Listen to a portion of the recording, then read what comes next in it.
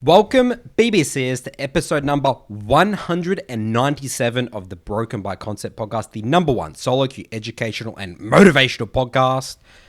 Curtis, around 18 months ago, I quote from you, "If I don't finish Challenger, I'm quitting. I'm going to quit coaching. I'm quitting my YouTube channel. It's done. I must finish Challenger after every season because that is my identity. I've done it for, at that point, it was like 10 years because season 4, like every single one. You know, if we're looking, legit a decade. Yeah, a decade. I mean, if you actually think, was it season 4? Wait. It's actually, I don't know, you can count these on your OPGG. Season 4. You said it's like, I mean, it really, if you think about it, really is your identity of being a Challenger League of Legends player because 10, 11 years, that's, you know, you're 28 years old. That's literally almost half your life, right? Yeah. Yeah. Yeah. Since season 4. Season 4 Challenger and now we're in season 14. So, long time. And why I bring this up, Curtis, is because this season or this split is going to be ending in a couple of days. I think it's a week or so. And you are not going to finish, Curtis. You are at a measly Master 25 LP with 70 games played. The lowest you've ever played. We're going to go over to my PGG here. I am Emerald 1 with 6 games played. Looks like I've done placements in 1 game. And I'm going to end Emerald 1.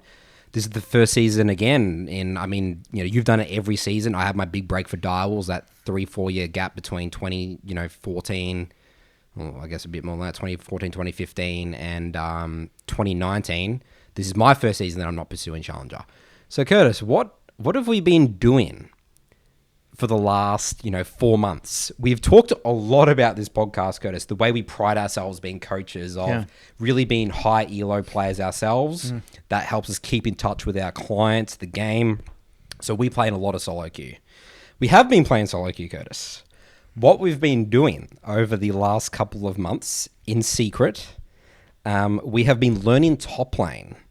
On diamond accounts, you've been playing on some on your master accounts and stuff.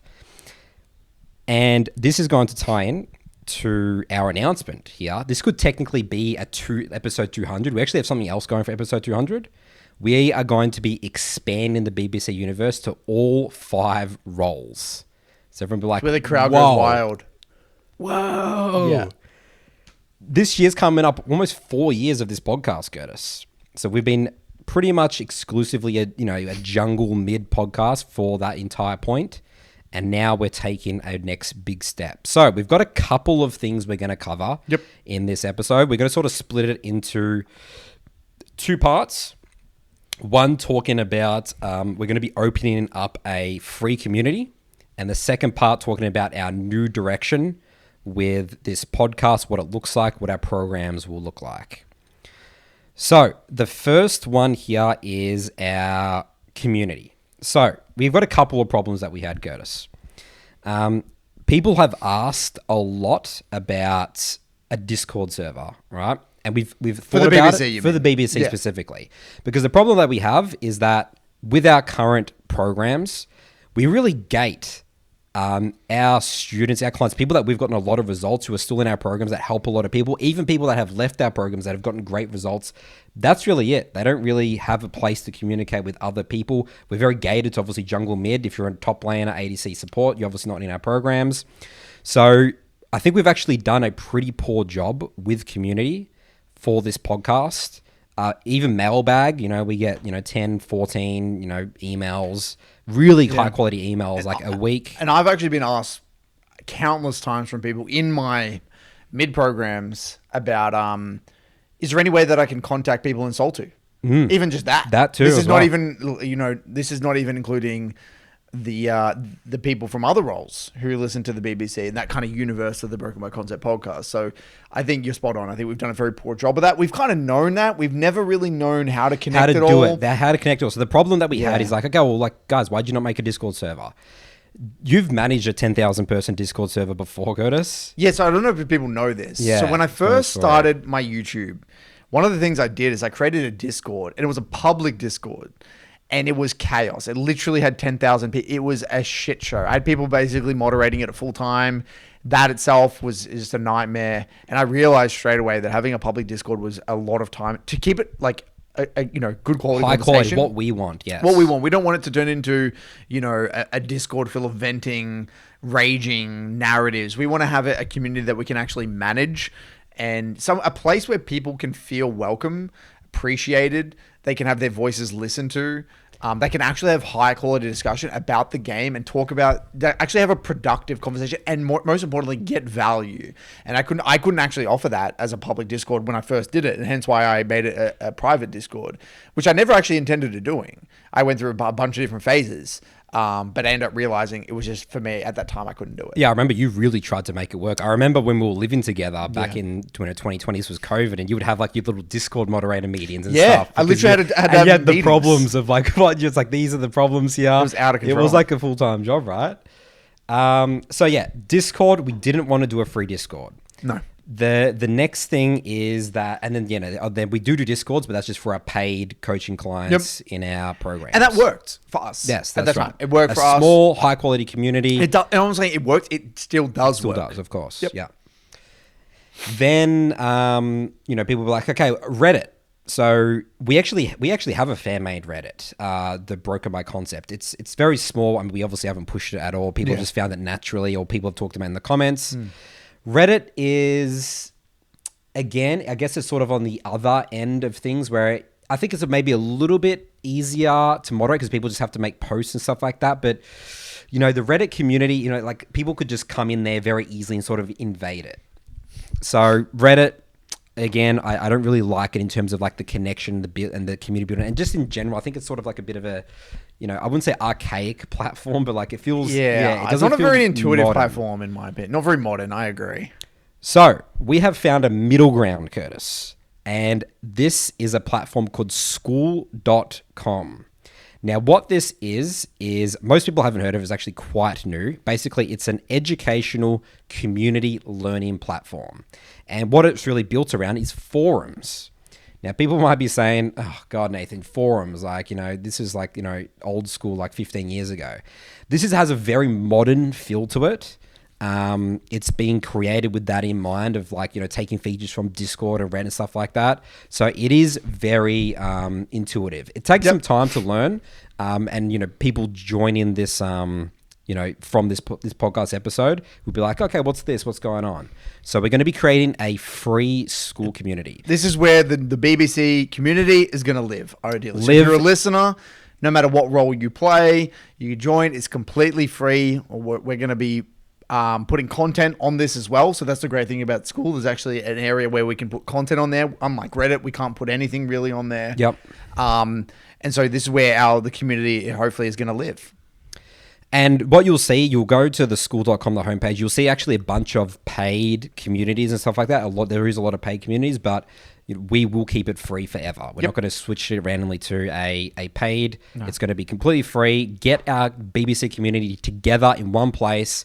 As we start expanding this podcast with this new direction, learning all roles, we're going to get people more from other roles because, we've done a poll on this before. I'm pretty sure like 40% of our listeners are Midlanders here, Curtis, right? Yeah. So we're going to start getting all the roles, get people, together, get people more excited about rank, everything what this podcast is about, getting the BBC mantra. And the other one thing as well is, again, getting our super awesome community members that we've hidden from the community, our paid programs, give them, because they help everyone in my programs, of helping the general community, showing the people the some of our, our members, my Soul to your MLA have gotten from like gold to master and stuff, breaking down all their narratives and all that sort of stuff. Yeah. Get them, in the community. Totally. So what we're going to do here is, the other point here as well is, for mailbag and stuff like that, Curtis and I, we want to be in here answering questions and stuff like that. So if you don't get it, answered on mailbag, maybe we'll actually move mailbags here. Yeah, maybe that's what I was thinking as well, Nathan. We might even move mailbag to here. And then maybe I'm sure there's some sort of functionality there where people can, is it like an up, like the thumbs up? So maybe like you can thumb up like a post, like we want this one answered. You know what I mean? Like, so I'm sure maybe like community, it's like a community driven vote about like kind of like a, yes. What do they call it? Like a meritocracy, if you will, of mailbag questions. So maybe that's the case as well. I don't know. So this is, and I want to make it very clear, you know, Nathan, correct me if I'm wrong, but you know, we don't know where this is going to take us. No in this idea. Community. This community, we could start off, and the setup that we had in mind could be completely different. And I will say, when I first did my Discord for the Midland Academy, the channels we had, the structure, even I genuinely didn't know what I was getting myself into. If you look at the Discord 3 years ago and look at it now, it's very, very different. And it's evolved a lot. And there's no doubt that this is going to evolve a lot. So what it will look like on day one today, as of the 5th or 3rd of April, whatever we're at, May, it's going to be completely different. It's going to evolve. And we need your help. We want you guys. It's going to be built from you guys. We want it. And we're here. Whatever you need from us, we're going to be in there. We're going to be, be active in this community. Let us know. We're all ears. We're open-minded. All right. So you might be saying, guys, that sounds awesome. How do I join? How do I sign up here? So you'll have to make a Skool.com account. Very simple. It's just like email, name, all that sort of stuff. Then you'll sign up to our community. Again, you'll have to put in we have summoner name, role. We want to know what role you are. Rank as well? No, I think we got rid of rank. So just role. And then just your email, so then we can contact you, updates. You can get like an update like every week what's happened on the Skool community and stuff like that if you're not that active in it. So you'll sign up and you get into the community page. So what's here is it's organized. So it's organized based on categories. So we've got here currently general discussion, champion questions, review questions, stage 4 issues. These are just things that I've just randomly come up with. A top section, jungle, mid, ADC support. So it's basically, this is the good thing about this compared to Discord and Reddit, it's structured. It's very structured. So the way you make a post essentially is you can just make a post here.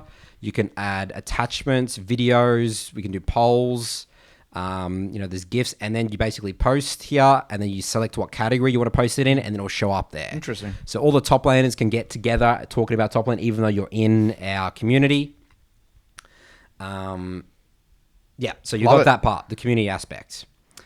Then the next part here is there's actually leaderboards as well. So as you engage with the community, you make posts, you like other people's posts, you get levels, and the levels will have rewards at some point. We haven't really figured that out yet, but that's a really cool part. Yeah, we're thinking of making this as well, just adding, giving you guys access to particular pieces of content that we make based off level. The people that have been long-term, in the community, they should get rewarded. So we just got to figure out what that reward is, what you guys maybe special events or something like that as well. Yeah, who knows? All right. So the next part of this is the classroom. Now, these are essentially sort of like, courses or something like that. What we've got is we've put already on here a Garen guide. So this is the Garen guide we've probably spent 2 weeks making as we've been learning top. This was between 4 people. Between 4 people, yep. So we put a lot of work into this. This was our first guide of the rest of the champions that we're doing for our top lane academy program, which we'll talk about later. So when you join this community, you'll have access to this, and this is sort of a preview of what we've been working on for the last couple of months while we haven't been playing solo queue. So just like if you're familiar with Curtis and I's guides in our programs, we have it structured in terms of theory, ability mastery, early lane. We have mid game section, common mistakes. We have full game commentaries, and then we also have how to play a bunch of different matchups. For here, we got Garen versus Darius, Renekton with a bunch of examples. There's a lot of content. There's a lot of content here. I think it's 7 or 8 hours. So if anyone wants to learn Garen, you're going to learn Garen well. We can basically guarantee you. Yep. So it's just watching videos, and you can tick them off when you. So this is basically an insight into what a part of what our top lane program is going to look like. Obviously, we're going to have a bunch of other guides and other things like top lane fundamentals and stuff, but this is just one of the guides that we've put together, and we just wanted to show you guys, and I guess also as a bit of a thank you as well for people to join the community and try out this new awesome platform that we're trying to experiment with. Yep, and it'll be great as well to get feedback on these guides. How could we make better guides that we can add to this platform as well? And we will again explore about what other content we can put on in here. This is just the first thing we thought of putting on here. Whether we put articles or whatever, but for now, this is something we're playing around with really. Yep. I mean, we've got some live commentaries. Here's you playing against a Yone and Master tier Garen. So people will be like shocked. How did you make it like an 8-hour guide on Garen? Like, It's a lot of time. You guys know us getting into the details. We get into the details. Yes, and you will see. And we had a lot of fun. We had a playing blast. Garen. Yeah. There's also the calendar as well. This is for like, events and stuff like that maybe we'll do. We don't really have plans for that at the moment. But just again, other features. And there you go. That's really it for now. So again, it's gonna be funny looking back at what this community looks like. All right. I'm actually really looking forward to seeing what this looks like in like a year from now. Yeah. We'll see how it evolves. So maybe we can add channels. I'll probably maybe add like a feedback section as well. People giving ideas. About you mean like a tag, like feedback a category or something like that as well. All right. Love it. So, did we want to talk a bit more now about our top lane learning? Yeah, I think we should. I think it would be interesting. So the cat's out of the bag. We've been learning top. From scratch. And I've had a few funny messages from people. Curtis, wait, why are you playing solo queue? Why are you, mate? You're not going for challenge with this? I've been getting DMs all the time. That's a big deal for you. Yeah, it's a big deal. I've got a lot of suspense in Soul 2 at the moment because I've hyped to people like, yeah, what's going on? And I literally said like, we're doing something like, I knew something had to be going on. Something had to be going on. Yeah. Because I used to do a lot of like solo queue commentaries in my Discord and talking about stuff like that. And I've been doing something else, and this is what I've been working on. So I've been basically grinding top lane every day, learning the champions. So far, as of this date, we've done Garen, finished Garen. We've done Renekton, and Urgot, and we're pretty much and Mordekaiser's basically done as well. Yeah. So we're gonna have about 6 or 7 approved top lane champions. So it's going to be following the same format that Nathan and I have done for our respective Soul 2 and mid lane Skool programs. We have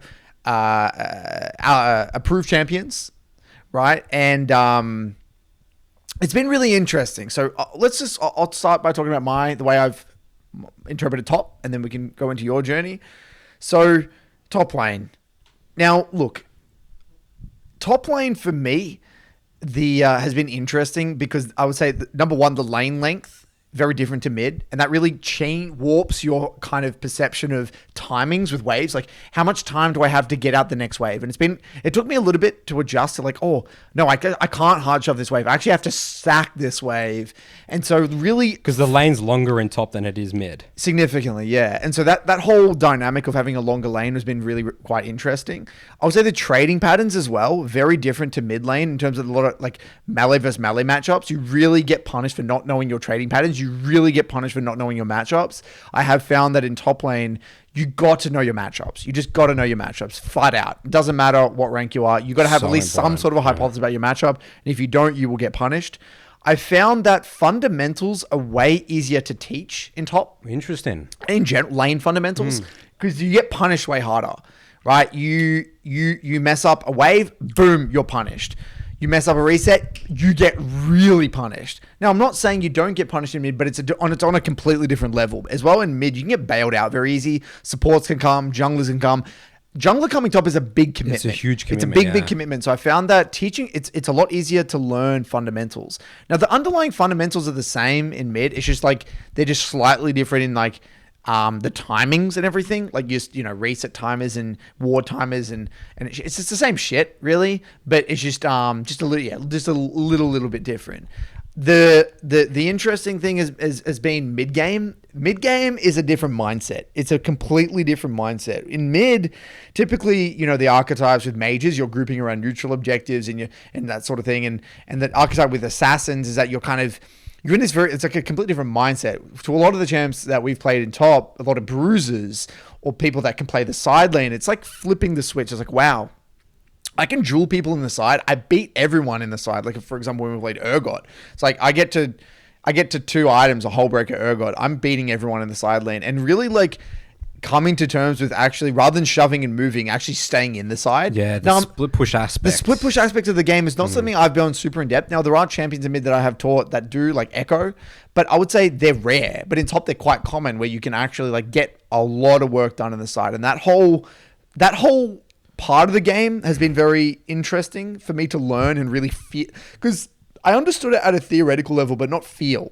and really developing a feel for the mid game and developing a feel for killing the Nexus as a top laner has been fascinating. And then the last point I would say is you got to be willing at top lane. This is one thing I've learned. You got to be willing to make sacrifices to your team. You got to be a selfish bastard. Yeah, really selfish. Especially the champions that we've doubled in. Yeah. Like Garen and Urgot and Mordekaiser. Yeah, you got to be selfish. You can't, in mid, a lot of the time you have this mindset of, same thing, you don't want to be, all over the place. But more often than not, in top, yeah, you're you have to be selfish. You've got to be very strong. You've got to make yourself strong. Yeah, you always have to be the strongest person on the map. But it's a lot of the archetype of the way the top lane champs, especially the ones we've covered so far, they're very limited. You don't have the alternative option. Like, you're very limited, but you're extremely good at what you do. Extremely good at what you do. 1v2ing, like, the jungler, like, group into an objective if you're like connected or something like that. I felt as though, and I have heard this comment from other people, but I haven't felt it myself, but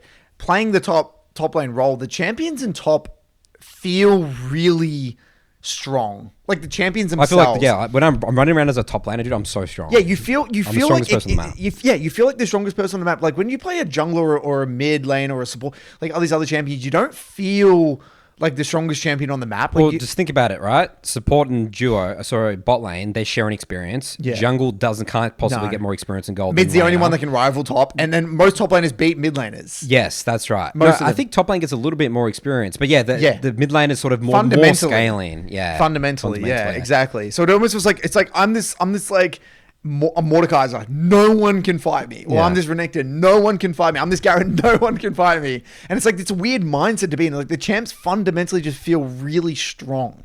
Now, obviously, impacting the map and killing the Nexus, I would say, is maybe less intuitive as a top laner than it is than a mid laner. I'd say with mid, you feel like it's very obvious, kind of, in my opinion, what you got to do. Now, that's obviously biased. I come from a mid laner's perspective. You've been doing this for like 10 years. I've been playing for mid for 12 whatever, years. right? But just my hunch so far. But now, we've been playing top for now what? 2 months. Pretty hardcore for 2 months. Yeah.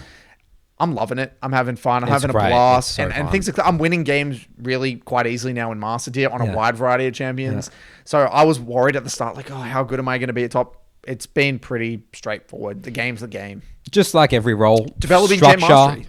Develop champ mastery, yep. Same Structure, concepts. Fundamentals. But yeah, the champ mastery aspect and just learning matchups, I think, has been there. That's been the challenge. The first month, the learning the matchups was brutal, especially for me, because like I will be dying to like Aatrox, Darius. I didn't understand the trading patterns. No. How it worked. And it's just, again, just as everything, just building the muscle memory, being intentional reviewing. Because for you, Nathan, you were not only learning top, you were learning to lane. Yes. So it's a double whammy for you. Yeah. I was like really struggling. Like I was struggling in Emerald game, guys. Yeah. Especially the first Garen. And like, I would lose every lane, even to like Emerald players and stuff like that. But things click. You build a champ mastery, the understanding, and then now it's feeling the controlling waves, like understanding like the building the 3-stack, the cheetah recall, that sort of stuff, and respecting the Charles, who's been helping us with the program. He kept on saying, Nathan, respect the bounce back, respect the ping pong aspect. So it's like the ping pong aspect of like the levels, like, 4 to 9. It's like, I get pushed in and then I build wave, bam, and then I get a reset. It's just like this ping pong. Yeah. That aspect of the game, because again, I was never really, as a jungler, like I was obviously influencing that sometimes, but I didn't know how to actually set that up properly. Yeah, totally. And one thing I will say is that I would say that this journey has been very satisfying to employ the techniques that we've learned on our journey in a new role. Like we've been coaching our respective roles now for borderline 4 years, right?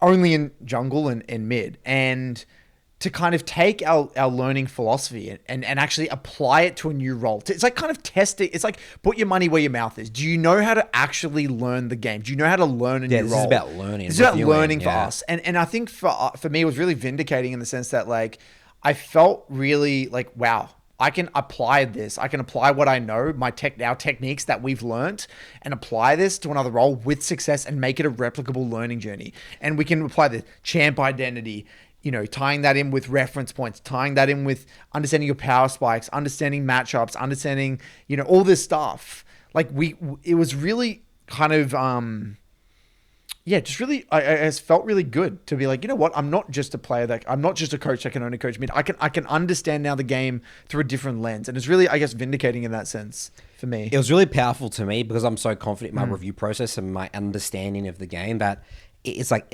even though I'm really, really bad right now, compared to the standard where I would want to be to teach this role, I'm confident in my review process. Like I'll just figure it out. Get into everything we're talking about in this podcast. Get into the details, review.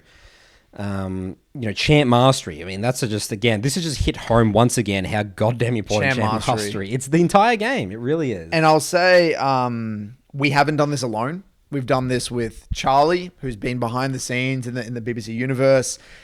He's been a really, really big help because he was a big time top laner, played a lot of top. And Tim from the MLA, Mysterious. He's also been helping out and building out this stuff program, which has been awesome. So between all four of us, we've been, reminds me, it's been really fascinating to hear both you and Charlie and your philosophy of the game, and then comparing it with me and kind of Tim, because I felt like there was a very big difference in the way me and Tim were viewing things from a mid laner's perspective, and then you and Charlie from a jungle perspective. Like you guys were viewing things, especially you, through this lens of like, more so like, how would you frame it? Like macro oriented, I guess, or like it was really difficult for you to break down the micro interactions and stuff like that. Yeah. And the mid-game playing mid-game execution, that was easy for me. I understood exactly what was going on, what I needed to do. The aspect of playing selfish, though, that was a struggle, though. No, but I would even say you're mid-game in the sense that you're over-focusing on neutral objectives. Yes, correct. That's the thing. So that's my instinct. Your instinct was like always being group neutrals, whereas a lot of the time you have to like not group. You have to just make yourself strong. You have to like just... The selfish aspect I struggle with initially, for sure. And then I would also say with Tim and I, we're very detail-oriented on those transition periods of like... you got to be hype. Like we know how to be hyper efficient as a laner, and I felt like from your guys' perspective, you would do the big things right, but those transition periods were wrong. Yeah, we'll stuff that. And if you mess up the transition periods, everyththing falls apart. Everything falls apart. Yeah, it's really hard to win games. Exactly. So it's really interesting to hear kind of your take, and then combining our approaches to learning champions. Your approach to learning champions was slightly different to us as well, which was fascinating. So yeah, that was really awesome collaborating together on that, and it would be great to see the program finished. Because we've been making these guides together. Because then Curtis and I have sort of been our own silos for a long time. Curtis would have his guide making process. I'll have mine. Obviously Curtis and I collaborate on this podcast every week. Yeah. And, obviously outside of the podcast as well, we talk a lot about our findings, our learnings from coaching and stuff like that. But this has been like, really getting into the weeds. So it's been fun. Because actually making a guide, this is the first time we've ever actually made a guide, like guides together. Like you would make your guides in Sol2, I make my guides with the MLS or whatever. And then we're just completely separate. But now we actually had to collaborate. Like, why do you want to talk about that? What do you want to show in that? Like, do you have examples of that? And like we'd have to get into that. And that's been really fascinating, kind of working together on that. Yeah, we've slowly been creating a more solid process for the top lane guides. We're getting better and better at it each time we make a guide currently. So yeah, Garen was our first guide. I mean, I'm pretty happy with it, especially as our first guide. I will say, the Garen guide, it's not perfect. No. I think it could be better. We have gotten better as we've made more champions. I think if we were to go back in time and like if we made the Garen guide now, there's some slightly different approaches to structure. I think it's less of the content, more the structure of it, which we're getting better at as we go through the guides. But I think it's still an amazing guide. Identity, expectations, the way you win games with Garen, I think we definitely nailed that. Yeah. But maybe the structure could be better. Yeah. We've realized that. So yeah, you get the Garen guide for Skool, and people asking, well, how do I sign up to Skool? So by the way, Skool is with a K. It's like Skool, like it's like a child spelt it. And then we'll have a link in the description. Yeah, we'll have a link in the description. Yeah, just for Spotify people. About how to join. Cool.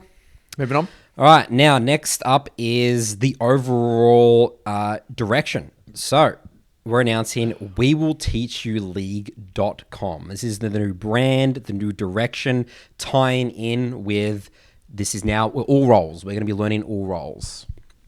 Obviously, Curtis and I are starting up with top first.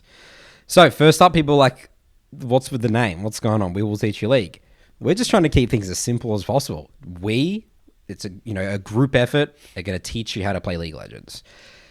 Now, this is sort of spawned from our current learnings work with our, relatively new over the last year, our below platinum, mine's now below emerald programs of like really getting beginners into the game, people in the lower ranks. So we are going to be starting off creating this top lane program, ADC support program with below emerald. Yep. So we're not going out here saying we're confident we can teach you to masters here in top lane right now, ADC support. Everything we do on this podcast, everything we do with this, new direction brand, we want to do it right. Yes. So we're going to take our time, be patient. Again, it takes us, it's taken us 4 or 5 weeks at the moment to do 3 champion guides, or 4 basically. So, yes, that's the current. Yeah, that's right. Emerald, just to emerald. And that's it for now. That's so people, unfortunately, if you're in diamond, not to say you wouldn't get value, but again, the programs are going to be focused on that. Focused on getting someone from level 30 to emerald 4 with top 80 carry and support. Yep. I mean, we've gotten so many comments. I mean, think about how many emails, obviously, I don't read on this podcast of people saying, can you recommend like top lane ADC? Yeah, and I want to talk on this actually because that seems to be a recurring trend. Who do we recommend for top? I mean, I'm not. Well, look, we're not going to sit here and say that there aren't any other coaches. There are plenty of other good coaches for top. You have Alois, he's a great coach. You got Cupcake for support. Yep. So there are other good coaches out there. My point being is that like we felt as though we could do a very good job, especially for the below emerald and below player base. And we've got our coaching philosophy that we feel as though it's unfair to only have it, or it's just like, well, why? Why only keep it for mid lane and jungle? We've got this opportunity. We've developed our craft. Let's spread the word and let's actually help people from every other role. So that's what we've decided to do. So we are in the process of making these programs. You can sign up to the waitlist on the website for each of these programs. The plan of attack is we're going to have when we start off with top lane, which we're planning to launch June 4th. ADC is going to come later in the year, not entirely sure when, and the support will be 2025, probably early 2025. So that's the current timeline for these programs up and running. So what we'll do initially we'll launch on June 4th, and we'll actually only cap it out to like 30, 40 people maybe. We don't know the number yet. And then, get people in, get a feel for what does it look like to help feedback. A top laner. Because we haven't worked with top laners before. No. We don't know what that looks like. So we're going to take our time with that, really work with the top laners. And only once we feel like we've really made the top lane thing good, we feel like we've nailed it, then we'll start with our AD carry, finish off AD carry, and hopefully get that done by the end of this year. And then support early 2025. And now the question, Curtis, is like, okay, this is awesome. It looked really cool. I've checked out the website, wewillteachyourleague.com. Again, the link will be in the description below. So you can sign up. You'll now have to sign up to our Jungle Academy and Mid Lane Academy on that website. And then it's going to be confusing. It's going to be a little bit confusing. It's going to be confusing. Yeah. It's going to be a bit of a transition period. As of this date, Nathan's had his Soul 2. I've had my Mid Lane Academy. They're still there, but everything's now going to be kind of joined up a little bit on that website. So don't worry. So if you're a bit confused at the start, don't worry. We'll talk about a lot. We'll be talking about it all the time. So we've got this new website. That's all you need to know. Check it out, etc., etc. And our current programs, our Emerald and above, or Platinum above, they're not changing at all. Don't worry, don't stress. Exact same thing. We'll do our coaching sessions. Still got that community going. And people are saying, well, how do you have time for this? This is the question that I know we're going to get. How do you have time for this? How are you doing all this? Well, the thing is, guys, we're working like madmen, and we've completely removed our solo queue time. All the time, this goes back to why I'm not finishing Challenger. If you look at every other season the past few years, I've been grinding my ass off trying to get Challenger every year. I've basically replaced all of that time that was my quote-unquote free time, instead of grinding solo queue and to get Challenger, now to learn champions and develop these guides.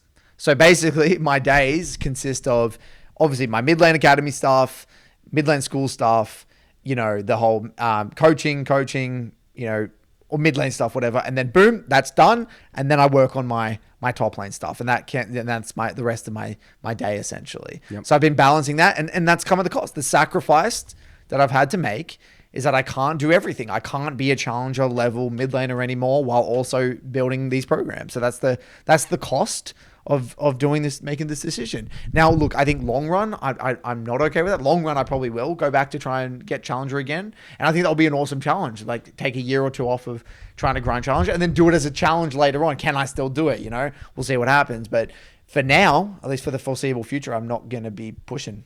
Yep. Well, again, we're talking about early 2025 for support by the time we finish that program, right? So that's going to be a while away. Yeah. So, yeah, I mean, the goal with this, guys, is we want to make the best educational programs in League of Legends. That's right. Things that, you know, people haven't gotten, you know, people know the quality of our guards already, but we're trying to take things to the next level again. Even if you look at this Garen guy, that's a taste test to what we're going to be doing for every role. Every role, that's right. But again, you know, not everyone's going to be able to afford our programs, which is why we still want to be able to help the general overall community in our, that's again where the free school community comes into play.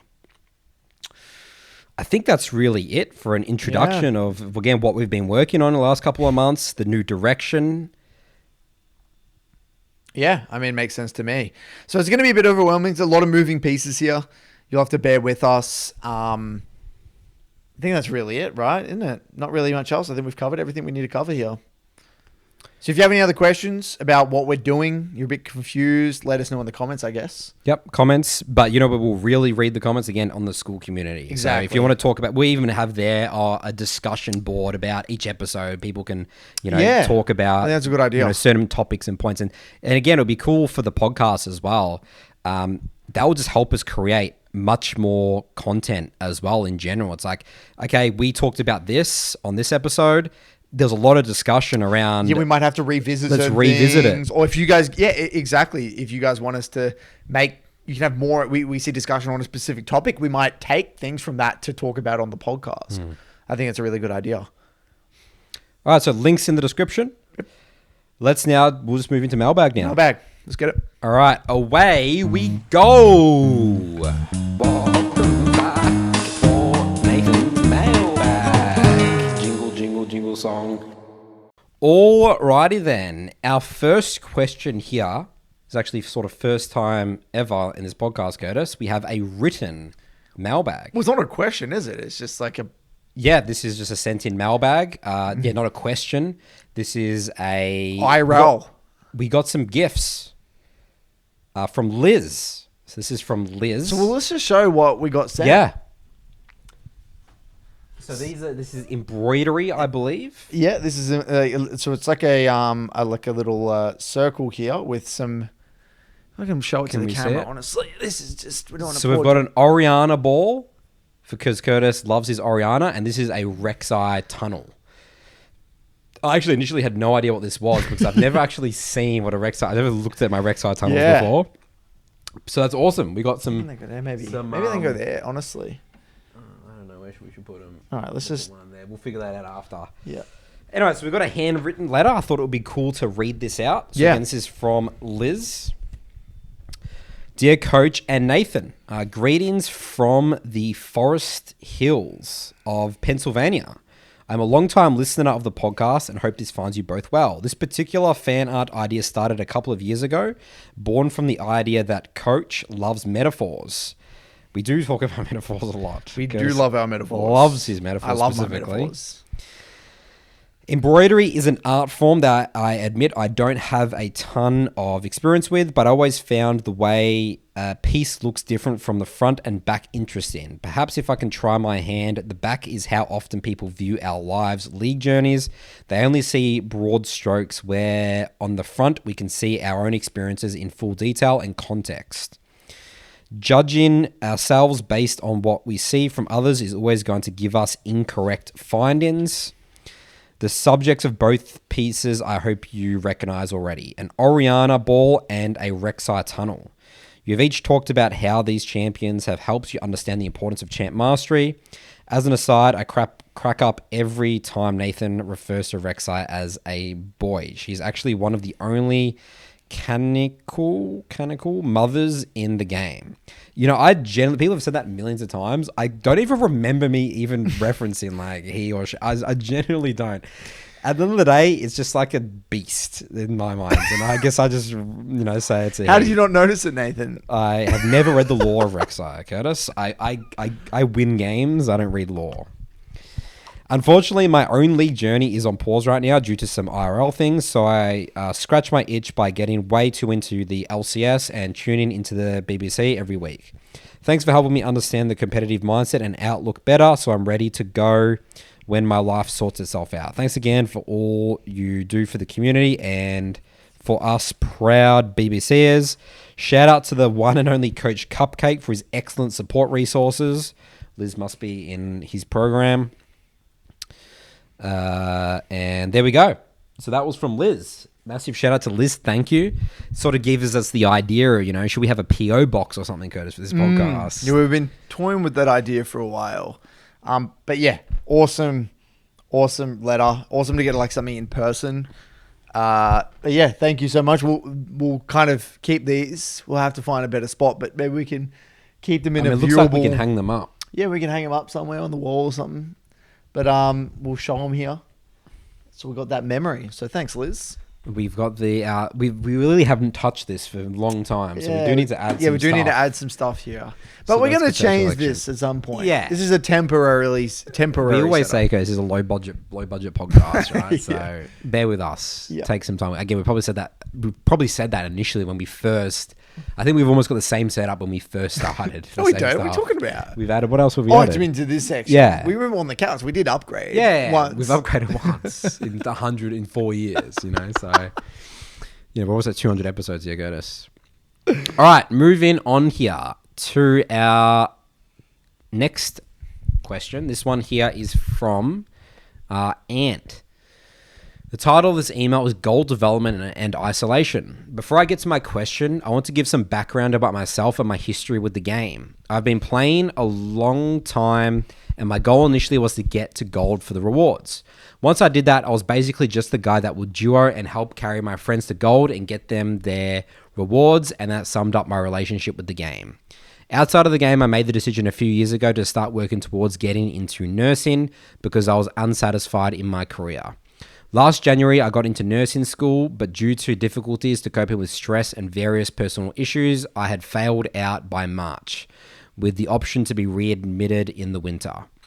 This was incredibly devastating as I lost something I'd been working so hard for and realized I needed to make a bunch of life changes. Went to therapy, changed my support system and friend groups, paid off bills so I could work less. After all that, I was still insecure about my abilities to complete difficult goals because I had consistently fallen short in my life. So I turned to my old friend, League of Legends. So I started taking the game somewhat seriously, and it's about when I started listening to the podcast. My goal was Platinum 2, a modest goal, especially after the rank changes, but I didn't want to overload myself. I was struggling with my relationship with the game to attributing real-life goals to my rank. I started taking a lot of your advice about mindset and viewing my teammates more positively and just accepting that everyone makes mistakes, and playing the newly released Briar. I instantly hit my goal. Not only did I attain my goal, I beat it by about 275 LP, hitting Emerald 475 LP. In January, I started back with nursing, confident in my ability to handle stress and complete difficult goals, but I continued to listen to the podcast to cope with long drives and have been modestly playing the game when I can, but started getting increasingly less happy with playing it. This is about when I listened to your Emerald rank episode, and it got me thinking about what I was doing with the game and why. When I got the answers to why, I couldn't figure out what to do with it. I decided to turn to you guys, the guys that fixed my relationship with League in the first place. So the problem is twofold. I feel incredibly isolated now that I've put some time in improving and my own gameplay, and I feel trapped by that improvement. In the Emerald episode, Curtis characterized Emerald players by being serious players with aspirations to hit the elite ranks, but that just isn't me. I feel almost trapped in that I have to continue to improve slightly to avoid the awful feeling of getting worse at something. My improvement and my schedule have also seemingly made it hard to make and keep friends in the game. Because if I play with people at my skill level, I feel I'll let them down if I don't play one of the two main champs at the absolute peak of my ability. And if I play with the people that are under my skill level, they get trapped. Yeah, they get trapped against people better than them, and they won't have fun unless I play my peak stuff to at least let them win after a bad early game.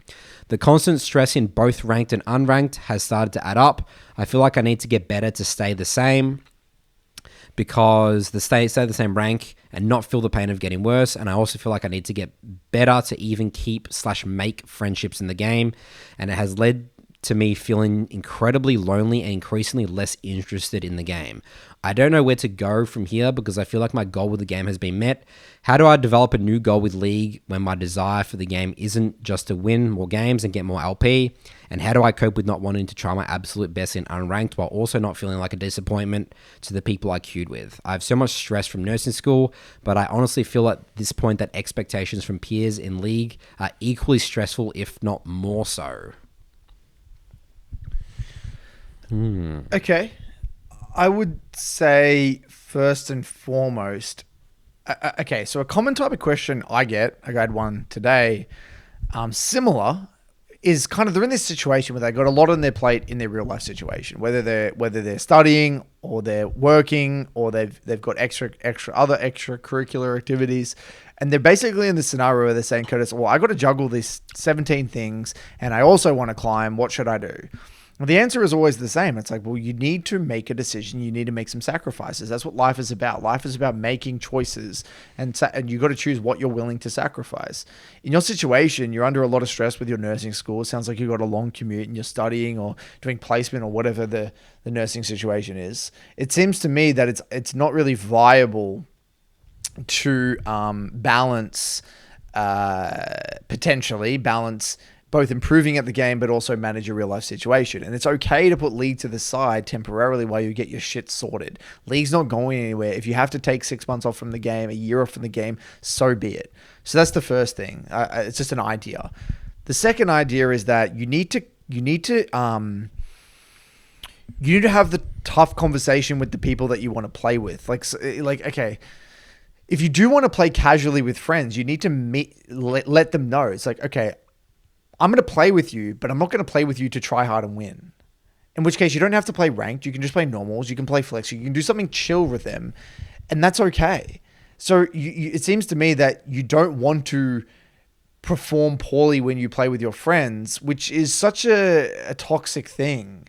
The whole point of playing for fun with friends is to just chill and just relax, right? That's the whole point. If you wanted to genuinely try hard and get better at the game, you wouldn't even duo queue in the first place. You wouldn't even bother playing with friends. You would just play solo queue, right? So what you're trying to do is you're trying to juggle two things that are seemingly very difficult to juggle together. So in my opinion, don't even bother going down that rabbit hole. Don't try to mix pleasure with, like, let's say in your case, casual gaming with serious gaming. Cut it off. It's like, all right, if you're going to play with friends, let them know, here guys, I've just got back from work. I don't want to sit here and try hard. I don't have the mental capacity, so I'm just going to dick around. Do you want to play with me or not? That's simple. Now, it might be a tough conversation at the start, but that's better than you sitting there getting slow. You're actually going to distance yourself from your friends because of all the... They'll tell something's going on. Exactly. If you actually care about your friendships with these people, you would be honest about them and tell them your situation. And if you explain your situation, they would be very forgiving. It's not like these people are going to be like, you know what? No, even though you're really tired and come back from work, we want you to try and we need you to carry. And if you don't, then blah, blah, blah. I would even ask the question, if you actually had that conversation with them, this actually just might be all in your head. They might actually just not like... They might not stop playing with you because like, why are you so bad? Why are you struggling at the moment? And so I think you just need to have that tough conversation with the people that you're actually playing with. Be honest with them. And they would appreciate that as your friends anyway. And if they're not open to that and they're not appreciative of that, then they shouldn't be your friends in the first place. It's that simple. So yeah, maybe a little bit awkward, but you need to have that conversation. And then I would say as well, just like, don't put the pressure on. You don't, like, I've always felt as though, I don't know if you feel the same way, Nathan, but you shouldn't be forcing yourself to feel motivated to play League. No. Like you either you enjoy what the game of League is and you enjoy the act of improving at the game and climbing the ranks and that satisfaction of getting better at the game, or not. And if you don't, then that's okay to not play League or play a different game. We're not here to force people to play the game. And I think that if you're not getting excited about a rank or improving at the game, then that's a sign that maybe you're a bit burned out and you need to move on from the game and then maybe come back to it later on. What do you think? Yeah, I 100% agree. It can't be a job. It can never be a chore. That's just not. You got to love it. So maybe I think that a big one here is that, you know, the title of this was goal development. They literally said, I don't really have that, even though I'm Emerald, I don't really have that big ambitions to climb any higher. Like, so, you know, League is a game in a way that, yeah, I mean, we have clearly identified it. I think they understand that if you're not getting better, you're getting worse. So that's okay. Accept it. Accept it and just play norms and just play for fun with friends. And that's okay as well. You're trying to do, you can't do everything. You don't need to be the best. You don't need to be always improving in the game if that's not what you genuinely find satisfying. Like, it's not like we ever felt forced to climb in ranked when we play. No, we just wanted to get better at the game because that was fun. Yeah. That simple. End of story. And if it's not that, then it's a problem. Yeah. It's a problem. Yeah, it sounds like it's starting to become a nightmare for you because you're worried about your friends and all that sort of stuff. Yeah. You're talking about new friends. See, this is where I hope the Skool community can kick in. Maybe we can connect Ant with someone who's in a similar situation from the Broken by Concept and then sort of just start playing together and be like, yeah, we're both Emerald. You know, we don't really want to push that high. This is where I hope this is what we can do. We can start connecting these type of people. Individuals, people who are in the same situation. Yeah. So yeah, I don't know if I answered your question. I've tried to hopefully give you a little bit of things to think about.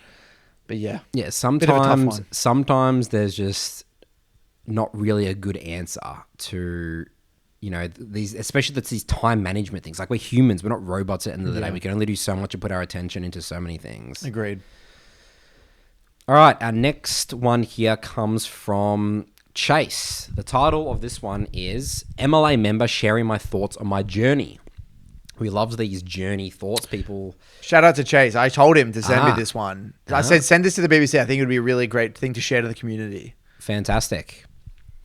I think it's great to people to hear people. And again, these are the type of people that I want in the Skool community to be helping other people, you know, going through this. Because again, I always say that these type of people, okay, we haven't read it yet. I'm just assuming that this is good learnings because you recommended him right in. You know, people like, you know, I've mentioned Ishan and stuff. In a way, they're actually better than at us teaching or relating to these to people on the journey of, you know, let's say like gold to, you know, diamond or whatever, because they've done it and they can be like, okay, I joined Curtis and Nathan's program. I had these narratives. I understand why I had it. Nathan or Curtis, they helped me break down. This is what really helped me improve. I see this from another person. Now I can relate to him. Like, this is exactly what I was thinking the exact same way. And that wasn't helpful. And then, you know, this is what I learned. Like, they actually can be better at teaching the game than even us because they can be more relatable. So let's share Chase's thoughts on his journey. Hello, Curtis and Nathan. I'm an MLA member and just recently hit Diamond for the second time this split. I've been in the Midland Academy for about 7 to 8 months and I started in Plat 4. Climbing up to Diamond 3 recently thanks to all the help and support I get from you guys and the MLA community. I recently had a big wake-up call in my mindset and approach to ranked that has seriously helped me get out of Emerald. Curtis mentioned it could be a good idea to write my thoughts down about what helped me climb, so I'm going to drop them here to show how the BBC mindset has helped me. Number 1. I love how we got dot points here. We've got 5 dot points here, guys. Quality over quantity. I don't think I ever fully understood that you can't even begin to play at your level of play, let alone improve, if you are forcing 3 to 4 blocks a day down. I have tried every single thing I can think of to make it work, but nothing puts out performance like a full night's sleep and a good set of meals. Number 2, understanding how destructive complacency can be if you're not able to keep it in check. I would get complacent after win streaks and big climbs quickly, which led to a ton of bad habits, expecting to win by default, expecting to win just because I got fed in lane, and overall not being willing to put in the same effort as I would have at my peak. Number 3, the reality of League is that looking purely at your own gameplay with nothing else is such a helpful view for most people. I know you can learn from pros and better players, but honestly, if you don't have a clear intention of what you want to find, then it's useless. Lessons in League are best learned yourself through experiencing and feeling why a mistake is bad. Number 4, being curious. It's a bit cheesy to say, but this lesson has followed me into every aspect of my life, and I think it's one of the core principles of learning anything. You simply can't put your all into something without being curious, getting into my reviews and genuinely trying to make sense of the game and understand why we lost or won was a game changer for me. Finally, this is number 5, just accepting the reality of my games. There are so many times where choosing not to go to a play or saying no to a fight that you can take will win you the game. It's a game of resource acquisition and risk management. You just need to focus on maximizing resources while minimizing risk. If that means side laning for 25 minutes, that's what you have to do. I struggled a lot with wanting to be the hero of my games and trying to make some big team fight play that won us the game in one move. Sorry for the long email and hope it isn't too much extra. Thank you guys for all that you do, and I hope you have a great day. Also, shout out to the MLA and MLS Swain players. We go hard in Swain chat. Shout out Swain players in the MLA and MLS. I mean, what an amazing... I mean, this is just so good. I mean, it's just really good. This is what you mean, Nathan. This is real practical stuff that he's used that has got him to diamond. And, you know, the people that say, Emerald's unclimbable, this is it. This is someone that's been in the shit, the definition of in the shit, and he's made it. And this is how he's done it. And the one that I want to kind of riff on a little bit, the two actually I found fascinating, was the fourth one. So, this is about the curiosity aspect. I found this... I was going to read over this section here. You simply can't put your all into something without being curious. Getting into my reviews and genuinely trying to make sense of the game and understand why we lost or won was a game changer for me. Isn't that interesting how that's a game changer? Just that sentence. Getting into the review and genuinely trying to make sense of the game and understand why we lost or won was a game changer. The reason I want to highlight this is because I think that people don't understand curiosity. This ties into the fake process where like they're trying to prove a point or stick to an agenda or prove a narrative, or they're not actually coming in, accepting the cards that they've been dealt with and trying to find a solution. They're trying to find problems and excuses rather than answers. And when that thing like clicks, the switch flicks in your brain, you're like, you know what? This is the game. I just played this. Do I want to figure out a way to win this game or do I not? That is even though it sounds so simple, it's not for so many people. For so many people, they're trying to come into the review or they don't even want to get in the review because they've already decided, oh, my teammate did that. I should have lost this game. My champs counted. Hard game. That's their version of making sense of the game. Exactly. That's. I need to make sense of like why I lost this game or why this game was hard versus getting that line saying I genuinely tried to make sense of the game. That means it's like I want to figure out what I could taking max accountability, what I could have done better, why one of my teammates went 0-4. Not trying to put labels on anything, not trying to say it's fair or unfair or you know the system's rigged or unrigged or whatever the fuck it is. It's just like this is it. Regardless of whether you're happy with it, regardless of there is no one here that's gonna, sure you get sympathy for how hard your game was, whatever. It's just it. That is it. The game. This is the game that you played. Suck it up and figure out a solution. At least attempt just to figure out a solution. And if you can do that, just this alone, even if you don't have the knowledge, takes you such a long way. Yeah. That's all I want. My goal for the league community, Curtis, is just learning how to review. Just quick, short, sharp reviews. The curious mindset, trying to figure out what's going on in the games.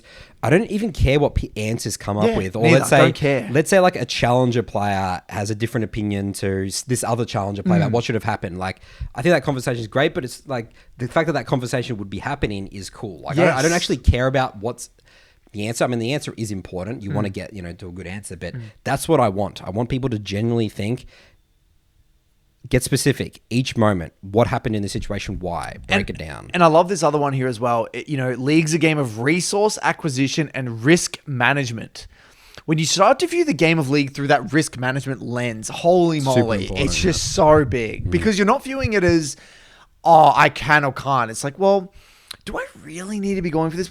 Is this a high percentage play or a low percentage play? Like when you start to view the game through that lens, that's when you know you're onto something. That's what my coaching is all about. High percentage plays. High percentage plays. Exactly. And that's a really, really, really good mindset. It's the only way really to climb and improve in league consistency. It really is. Exactly. And it's hard for people. It's hard for people because they, again, like he said, they want to make the big dick plays. Yep, and it's easy to compensate as well because oh my god, a fight's happening, and I have to go to the fight. Yes, they're not viewing it specifically. What's the percent? What's the likelihood that this fight's going to continue? What's the likelihood that my team's going to get engaged upon here? What's the likelihood that I'm going to get collapsed onto the side here? When you start to ask those questions, you're just opening Pandora's box. And then asking what way could I have gained more experience in gold? What else? What was my option instead of doing that? Because that's why I find a lot of people. What's the alternative? Apart. People know what not to do, but they will be like, oh, well, I don't have any other options, so I'm just going to do it anyway, even though they feel like it's bad. Just such a good email. So many good great stuff. lessons. And so Chase was in Emerald for a long time. Oh, yeah. Okay. Yeah. Love it. That's great. All right. We'll do one more question here. This one is from Storm. The title of this email is, isn't picking high win rate items ruin some's ability to order champions good for improvement? Dear Nathan and Coach Curtis, I think high win rate build options can help someone improve in the right situation. My theory here is that playing in higher elo games is better for improvement because your mistakes are punished more often and the difficulty requires you to play at a higher level, increasing your passive and active learning. By picking high win rate builds, you are artificially boosting your win rate by a little bit, which allows you to get into games that will really push you, which will increase your improvement efficiency. Of course, this can be done incorrectly, harming the player's ability to improve. Like, for example, if they start focusing on whether or not their build could have changed the outcome of a macro or micro mistake they made. Another problem could be that a high win rate build differs from the champion's usual playstyle, like AD LeBlanc. These should probably be avoided since learning two different playstyles would slow learning. Champions should obviously not be picked by win rate, but if two champions fit into a player's pool equally and are both allowed champions, then the higher win rate champion should be picked, in my opinion. Lastly, thank you for your great podcast. I found your podcast about 8 months into my league journey. You guys really helped shape my direction and mentality. I went from Bronze 4 to Emerald 4 in 2 years of playing league with no relevant gaming experience. Thank you. What do you think about this one? My first thought is theoretical. Yeah. All right. This sounds great. Like, okay, let's say it's like, All right, never. I'm not going to go with that analogy. I was going to use one of my other gym analogies, but yeah, we're not going to go there. Nathan, the gym junkie. It is theoretical. I don't really. We need to get specific, right? Like, I think he made a good point of saying how, like, it depends on. Okay, let's start with the premise. Does getting a higher rank mean that you learn more or faster? That's the underlying assumption that he's making here. Do you agree with that, Steve? Because you're playing in harder games and you're getting pushed. My first thought is just the dangers, the narratives of that will completely outweigh any theoretical learning. Because think about it. You're basically training your brain saying, the way that I climb, I win. The play that I am is I figure out and play the highest win rate champs builds and stuff like that. You're actually training yourself to start thinking that way. And that will avoid thinking about things in the review or the learnings. And then the other thing as well is because you've trained yourself in that way, it's going to be extremely hard to take accountability. And when you start dropping and struggling, what's your first reaction? It's not to figure out how to get better. It's where's the next champion that I can use or abuse or get elo. And you've also anchored your mind at that rank. That's right. I'm sorry. That's flat out just reality. Like, it's so difficult for people to have that I was this rank, Emerald 4, Diamond 4. Now I am Emerald 3. That is so hard for people to overcome. Diamond 4 to Emerald 3. Yeah. Totally. Massive. Yeah, I would totally agree with that. I will also add the league rank system already does a very good job of putting you in situations where you can learn plenty. So so let's say, for example, you're an Emerald 4 player, right? And then let's say you switch up your build to this really, really strong build, and let's say you go up to Emerald, I don't know, Emerald 2. I don't even know when that would even happen, but let's say hypothetically that did happen. The reality is that even if you were in Emerald 4 and you're an Emerald 4 player, you would be already learning so much in your Emerald 4 games. The amount that you'd learn in an Emerald 2 game, in my opinion, would barely be any different to that of the Emerald 4 game. That's right. I've never really viewed it. If like you're in Emerald 4, you're in Emerald 4 for a reason, you'd already be learning plenty. So it's too theoretical. I don't really view it through the lens of like, yeah, you'd be learning more. I've never actually fully understood that premise in my mind, because if you were that much better than that rank where you weren't learning that much in that rank, you wouldn't be that rank anyway, is my point. You know? Yeah. This example, talking about maybe you get an extra maybe 200 LP with that. You're not going to get really much more than that with your skill level with a champion, no matter what the win rate is. But exactly. You might, people will say, what if I bought a Challenger account and played in Challenger? Let's say you're an Emerald player. Well, you're just getting absolutely no learning anyway, because it's not even close, right? So yeah, practically, no one's actually really improved that way. And I will say, but I will agree with the premise that I do think it's good to play good builds. Like I've kind of changed my stance on this. One thing I have changed my stance on over the time is like I thought builds and runes didn't matter that much. They do, and so when I first started the MLS over a year and a half ago, right? At the start, I always thought, oh yeah, in bronze and silver, like runes and builds just don't matter, but they do. They do matter, and I think that it's important for people to pick strong builds. And I talk about it. I did silver coaching today, a bunch of silver coaching, and I said to a bunch of them, "Oh yeah, you probably shouldn't be building this." So like Ari, I said, I'm just not a massive fan of the Malignance Lichbane. I prefer you build that. I'll comment on things like that. I never would have done that before. Yeah, 6 months ago. 6 months, yeah, 6 to 8 months ago, I wouldn't have done that. So I think that it is important to have a strong build. You shouldn't be building weak shit. Right. And I think that matters. And runes as well. So I would agree with that, but within limits. You don't want to be, I don't agree with like nitpick min-maxing like the highest win rate, but I do think you want to be building a solid, strong, proven build. Yeah. Yeah. You can look all those up on the websites and all that.